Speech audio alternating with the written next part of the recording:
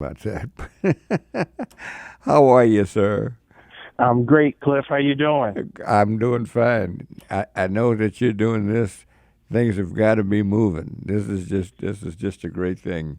That Well, it's definitely moving, and we want to make sure that our community doesn't miss out on the unique opportunity to get in the business. And this is from a number of different ways as it relates to social equity. But we have to do what we can to inform our constituents and give hmm them information, and then they can process it and decide what they want to do after the fact.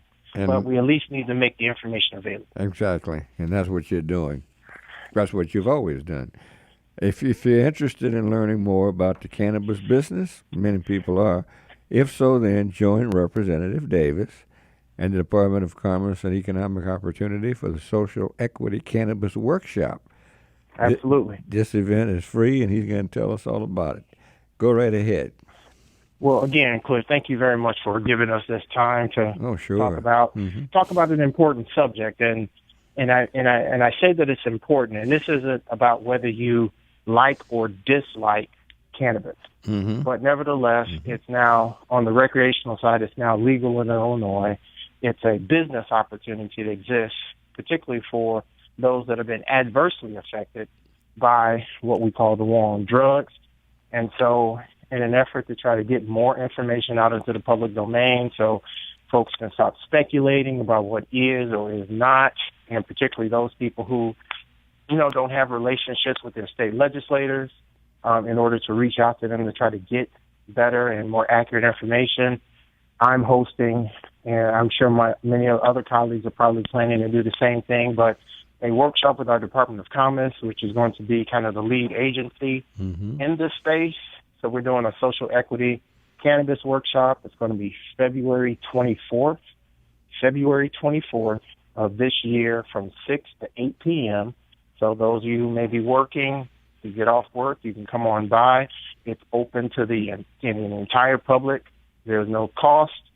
It's just an informational meeting that we're having. We're doing it in Hazelcrest at the Hazelcrest Village Hall. We would like you to RSVP so we can at least have some idea of what our numbers are going to look like, and I can hmm give you that number at the end of the show. But hmm again, we want our community to be informed. And when you're informed, you can make the right decision. I think it's great what you're doing. And, you know, did you think uh, Representative Davis, I mean, I know you're progressive. You've done a great job with the time you've been there, and you will continue to.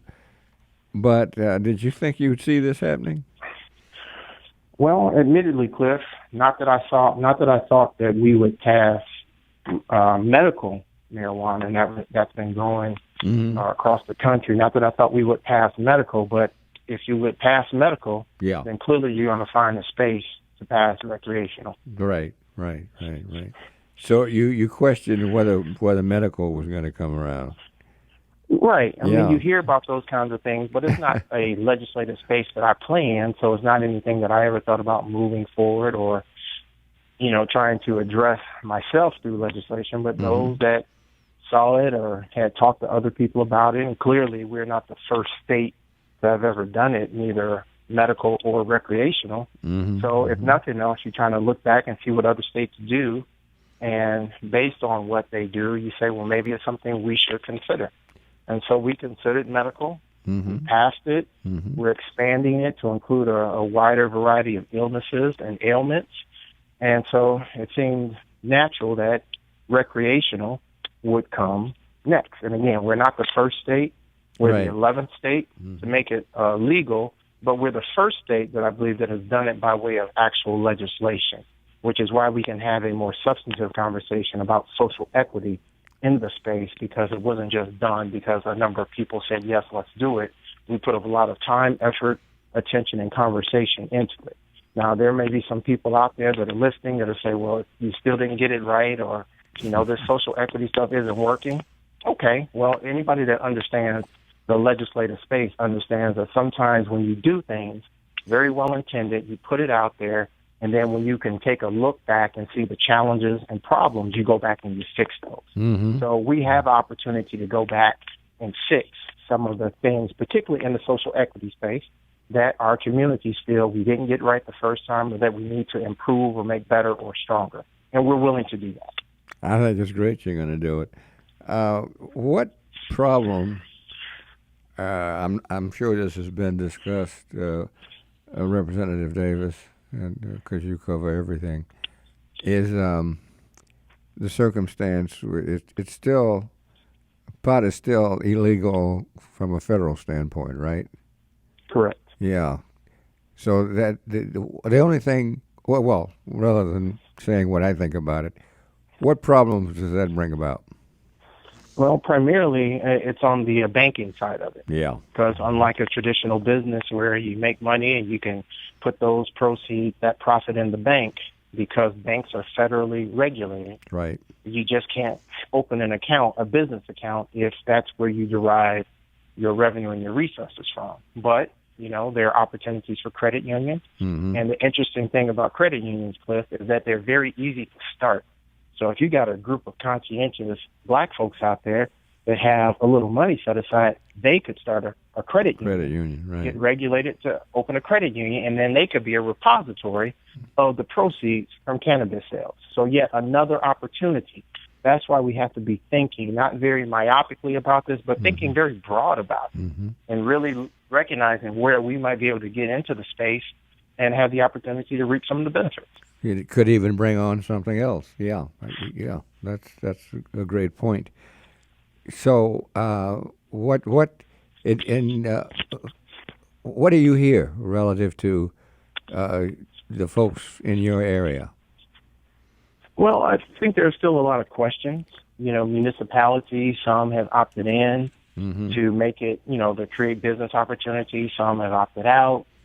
Sometimes you find situations where communities are right next door to each other, and one says, I'm in, and the other one says, I'm out.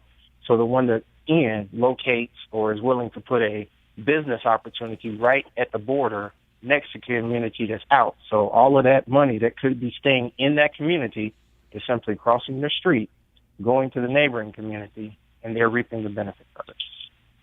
Good point. The same thing, a little aside from this, Representative Davis, is a situation relative to the gambling. Is anything being done about that? They're gambling? I was understood that out your way, people were trying to actually open some kind of casino. Oh, of course. Yeah. Of course. This is totally and completely separate from right, anything I know that we're doing on gaming. Yeah. No, I know it is. I was just wondering whether there's anything we needed to know about what's going on with that.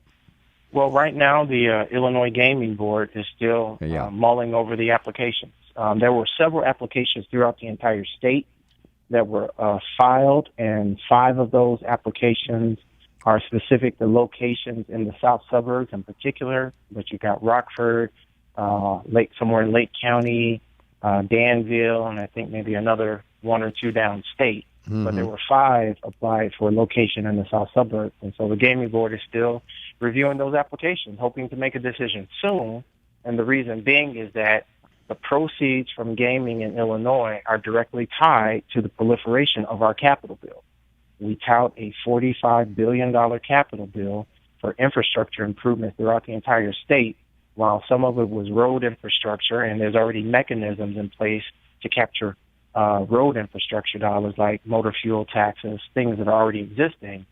The vertical side of the capital bill is dependent upon things like the gaming proceeds, so that we can back the bonds that we like to purchase in order to fund the program. Okay. We are pleased to continue our conversation with William Davis, Illinois State Legislative Assistant Majority Leader for the 30th District, and he does a great job, and we're so pleased to have him on. We're talking primarily about the Social Equity Cannabis Workshop that's going to be coming up on February 24th from 6 to 8 p.m. that he's putting forth, no cost, at the Village of Hazel Crest Boardroom at 3601 West 183rd Street. Technical assistance for craft growers infusers, and transporters. Some great information, and you ought to be there. For people who want to come out, Representative Davis, what do they need to do?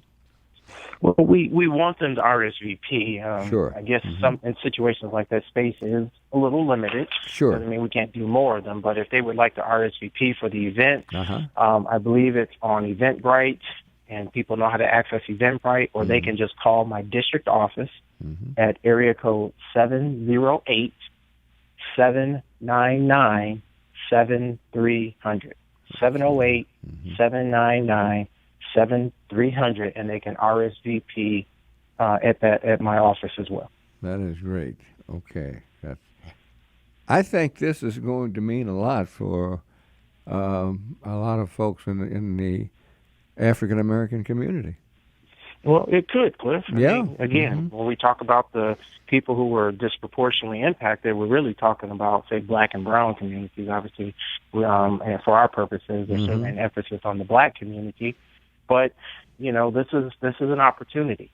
So instead of being on the outside of it, just simply throwing darts at it, come, get some information, help us to shape it moving forward. There you go. So that it can continue to be better. That's what the political process is for. That's right. And that's why we always talk about the importance of voting and getting involved and getting engaged so that we can help shape public policy moving forward. Yes, this is a unique space that we're in, but we're in it. So why shouldn't our communities do what they can to take advantage of this opportunity? I think that is totally correct. But you have to have progressive officials such as Representative Will Davis to make sure that these sort of things come up. So that's why we wanted to make sure that we announce this, and we're going to continue to get out as much information as we can, Will, to make sure as many people come out, because this can really make a big difference on a number of ways, right? Absolutely. Yeah. Absolutely. I mean, not only dollars to your municipality. Right. So when you complain about your town not being able to plow their streets, business opportunities, pay taxes, so they help the municipal government. They help the state government with the resources that we need to be able to help with health care, do more economic development, education funding. This is where your dollars go when they come to the state. So we're simply trying to grow that pie. Right now, unless that pie is growing, we're still just fighting over the same size pie, and we're just taking a bigger slice from you, a bigger piece from you, and now I get a smaller piece. If we grow the pie, then everybody gets to eat, and everybody gets to eat well. And this is one opportunity to try to make that happen. But you got to get involved. You got to become a part of it. If you're interested in getting into business, come on to this workshop. Yeah. Learn about what it takes. Understand what the craft grow side of it is. The infusers. I often joke, Cliff, that maybe your grandma's got the best cookie recipe or brownie recipe in the world. Well, let's turn grandma's brownie recipe into something else and make some money off of it. Why not? I love it. Why not? That's right. Makes a whole lot of sense.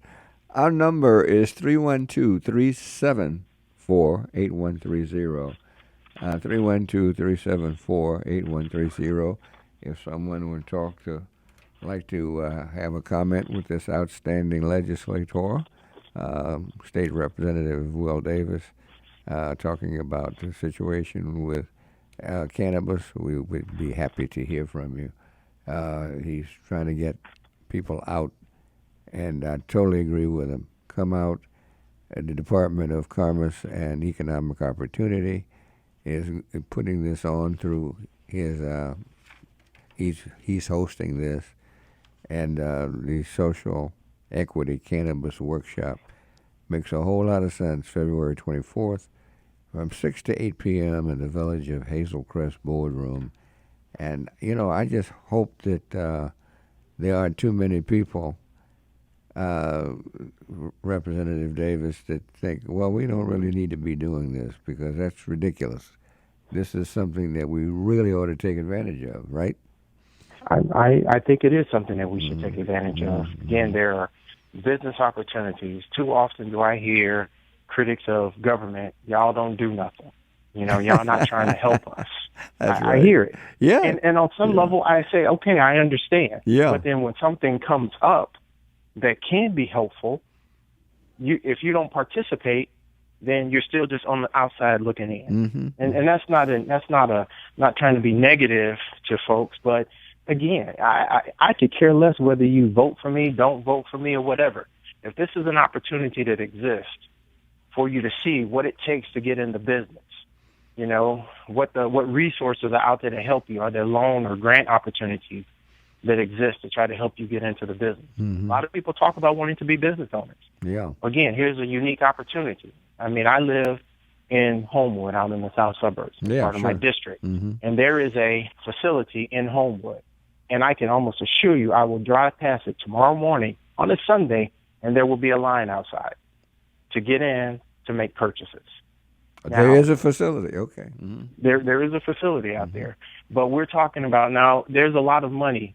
Let's be real. There is money that's needed in order to open up one of these businesses. Sure. Mm-hmm. So the craft growth side of it is that smaller opportunity that requires less cash. Still requires some. Just like any business venture, you got to have some money somewhere. Mm-hmm. Sure. But craft grow is a smaller way of getting into the market, getting into being able to sell a product to people. And again, I hate to say it this way, but if your product is good, trust me, word is going to get around and people are going to want to buy what you have. Mm-hmm. Mm-hmm. So why not try to get into the market? Try to get into the business. The infusers.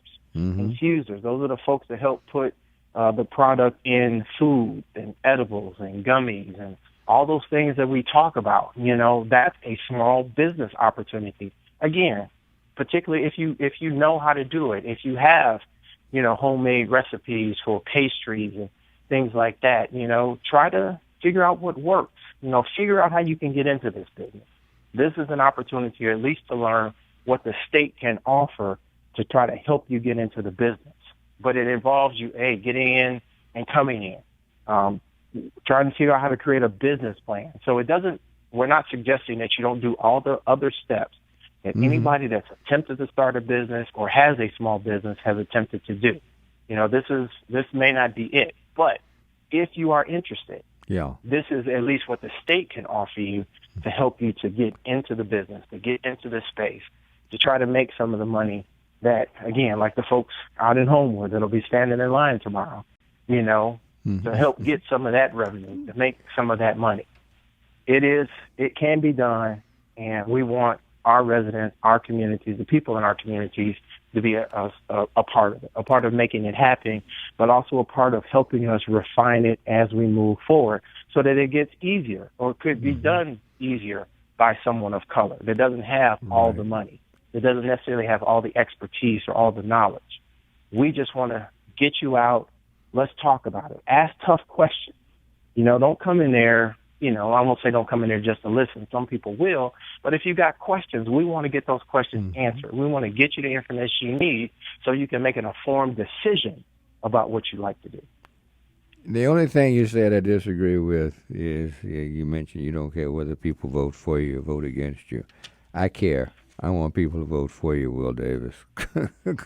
Well, I appreciate that, Cliff. Thank you very, very much. But I do too. Don't get me wrong. I know that. I just want to make sure people see. I've had enough interaction with you to know what you're about, and this is a good thing. What you do, you know what I'm saying. So, I just want to make sure that I want people to know that folks such as yourself in the legislature is what's going to make things a whole lot better for us, and your continuation of the things that you do in the Illinois General Assembly is going to help the black community and others, and so I just want folks to know that, because there are a lot of things that go on that people just don't pay much attention to, and that's not you. Representative Will Davis does the right thing for his people and everybody else who's around, because there's going to be a lot of people who benefit from this, and this is a great thing. And there'll be a ton of people that can benefit from this opportunity. That's right. Very much so. Folks in your district. We just want to encourage people to come out and see how we can benefit them personally. I just think it's great. Let's repeat the information again. The Department of Commerce and Economic Opportunity, Social Equity Cannabis Workshop. How long ago did you think this would that this started being talked up? Well, that you thought this would come about. Well, I mean, I think we started talking about this. Some were a lot closer to it than I was, probably 3 or 4 years ago. Again, Mm-hmm. don't know exactly how long it's been on the recreational side legal in Colorado. I believe they were, if not the first, among the first states. Mm-hmm. Mm-hmm. But what I hope your listeners can appreciate, what we hope to have done, Cliff, is to take states like Colorado and a few others, and at least learn from their mistakes. That's why, again, ours is in legislation. Yeah. It's Mm-hmm. codified Mm-hmm. so that we can change it appropriately. And a big part of our dialogue moving forward on the social equity side was, like, for instance, the expunging of records Right. of individuals Which who was great. have this low level, that still could be hindering them from, being prosperous at some point in their lives, expunging a lot of these records and trying to make that a pathway to whether or not you want to be in the cannabis business or not, but just period, just get it off your record. Which so that is you great. have the Yeah. freedom, Mm-hmm. the freedom to be able to go and to acquire whatever training or whatever other small business opportunity you desire to be in. Now you have the freedom to be able to do it without this record hanging over you. So even for those that don't want to be in the space, if you were one of the individuals caught up and has that on your record, well, here's an opportunity to get rid of it. So now you can go do whatever it is that you want to do. Sounds wonderful to me, sir. I So, think. so there was a lot to it. Yeah, A lot to it. that certainly is. And again, I commend you for what you are doing and will continue to do. And for the last time, I want to make sure people know this is February 24th from 6 to 8 p.m. Tell us where. At the Hazelcrest Village Hall, which is the Bernard L. Alsbury Village Administration Center, Mm-hmm. in their boardroom, Mm-hmm. 3601 West 183rd Street. Again, on Right. February 24th, Mm-hmm. please call area code 708-799-7300 to RSVP, and we look forward to seeing you there. I want to thank you for taking some time with us today.